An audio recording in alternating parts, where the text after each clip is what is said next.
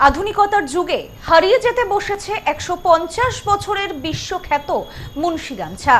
ঐতিহ্যকে আঁকড়ে একক লড়াই আব্দুল মোল্লার। সময়ের চাকা ঘুরলেও কিছু ঐতিহ্য থমকে থাকে বেঁচে থাকার নিদারুণ সংগ্রামে।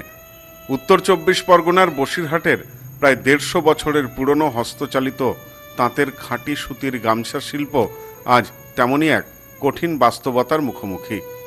একসময় বসিরহাটের পিফা, ভ্যাবলা, কেয়ামারি ও মাটিয়ার মতো বিস্তীর্ণ অঞ্চলে গুঞ্জন উঠত হস্তচালিত তাঁতের মাকু চলা শব্দে। শতাধিক কারখানায় প্রস্তুত হতো বিশ্বখ্যাত মুন্সি গামছা। শুধুমাত্র রাজ্যেই নয়, অবিভক্ত বাংলার কোনায় কোনায় এই গামছার কদর ও সুনাম ছড়িয়ে পড়েছিল।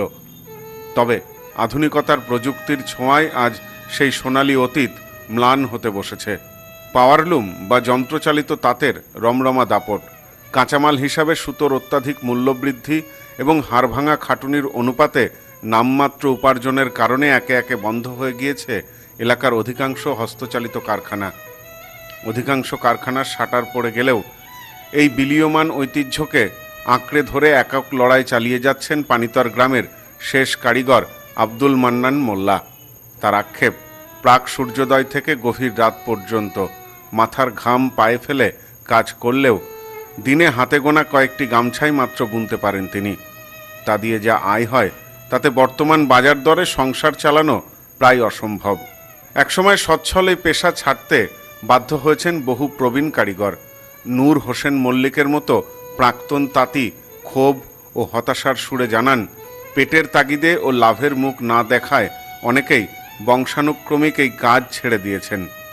আজ তারা বাধ্য হয়ে কেউ দিনমজুরি, ইটভাটার কাজ কিংবা টোটো চালানোর মতো কাজ বেছে নিয়েছেন। কেউ বা ভিন রাজ্যে পাড়ি দিয়েছেন শ্রমিকের কাজে। কথা বেশি আমার সেই সুযোগ যে আমি ঘাসে ভাড়াতে কাজ করছি। এখন ভাটায় কাজ করতে ভাড়ায় কাজ করছি, এখানে তার পেট চলছে না। কিন্তু এই কাজ তো বাপ দাদার আমল থেকে এই আমার দাদারা আমল চলছে, আজ প্রায় ৫০-৬০ বছর চলেছে এই কাজ করি। ইদানিং এই বছর দশক হয়েছে, এটা কোনো লাভ ভাবার নেই। আমরা সব বন্ধ করতে ঘাসেরা অন্য কাজ দিয়ে নিয়েছে। বাজারের পরিস্থিতি অবশ্য বলছে অন্য কথা। স্থানীয় ব্যবসায়ী তপন বিশ্বাসের কথায় হাতে বোনা খাঁটির সুতি গামছার কদর ও চাহিদা গ্রাহকদের কাছে এখনও অমলিন। কিন্তু কারিগরের তীব্র সংকট এবং উৎপাদন একেবারে তলানিতে ঠেকায় বাজারের চাহিদা অনুযায়ী যোগান দেওয়া সম্ভব হচ্ছে না। সব মেশিনে গামছা হচ্ছে, আর মুন্সি গামছা আগের মতো সেই কোয়ালিটি নেই। ওরাও বাজার থেকে কিনে সব স্টাম্প মারছে, সে গামছা করে ভালো হচ্ছে না।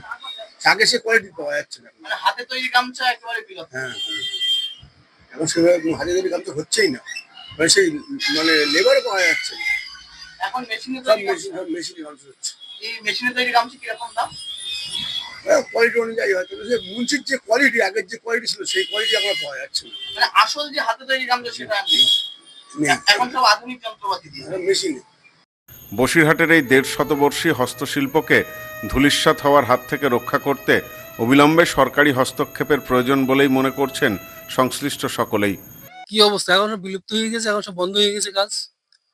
সুতোর দাম বাড়ার থেকে লেবারদের মজুরি কম, এর থেকে আগে গামছা আমরা বসিরহাটে হাটে বিক্রি করতাম, কলকাতায় বড় বাজারে নিয়ে যেতাম, আর ওখান কলকাতা থেকে ব্যাপারী আসতো, এসে বসিরহাট থেকে কিনে গাড়িতে নিয়ে ওরা বিভিন্ন হাটে বিভিন্ন দোকানে টোকানে বিক্রি করতো। মূলত এই গামছা অবিভক্ত বাংলাদেশ সময় তখন ওখান থেকে কি লোকে যেখানে কাজ করতো? হ্যাঁ, কোথা থেকে আসতো? বাংলাদেশ থেকে আসতো, এসে এখানে কাজ করে যেত। তখনকার সেই মুন্সি গামছা এখনকার মুন্সি গামছা কি ফারাক হয়েছে? ফারাক কিছু নেই, এখনকার মুন্সির গামছাই নেই, তো ফারাকটা হবে কোথা থেকে?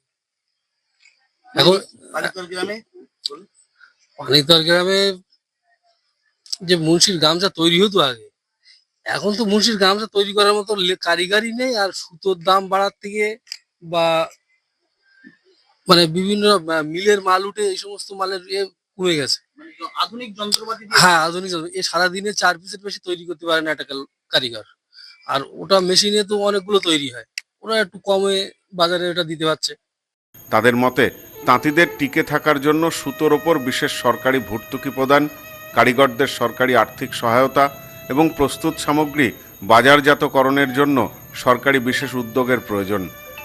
উপযুক্ত সরকারি সাহায্য ও পরিকল্পনা মিললে তবেই হয়তো বেঁচে থাকবে বসিরহাটের এই অনন্য লোকশিল্প, আর জীবন ফিরে পাবে তাঁতি পরিবারগুলির মলিন হয়ে যাওয়া স্বপ্নগুলো।